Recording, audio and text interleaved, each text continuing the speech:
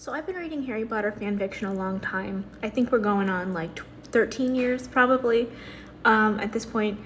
And so that means I've read a lot. I've read a lot of it. But I have to say in the last few years, there's been some real bangers. So I wanted to tell you about my top 5 Harry Potter fanfictions of all time. So we're going in no particular order, but number 1 is The Disappearances of Draco Malfoy by Speechwriter. This feels like getting to read a Harry Potter book for the first time again. I haven't felt that in years. It gives Draco the redemption arc that he deserves, but it doesn't do it too fast. I think a lot of fics do that.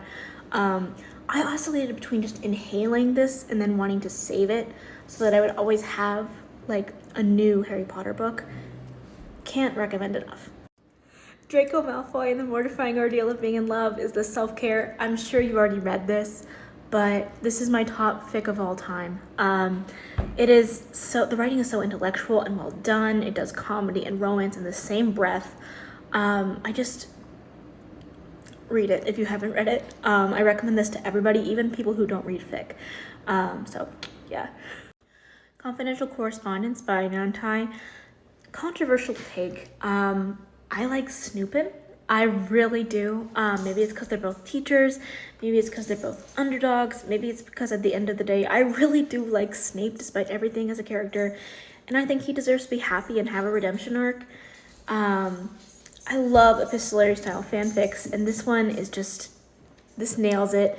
It has Snape as this snarky asshole that cares too much, which is such a good encapsulation of his character.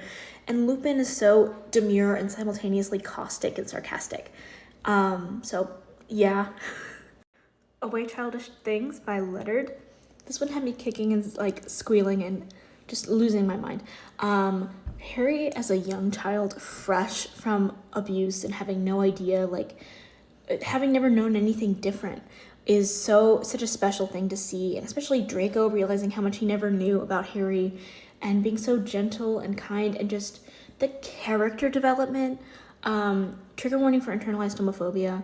There is a fascinating exploration of like a time travel of sorts, and just such staggering plot development and character development.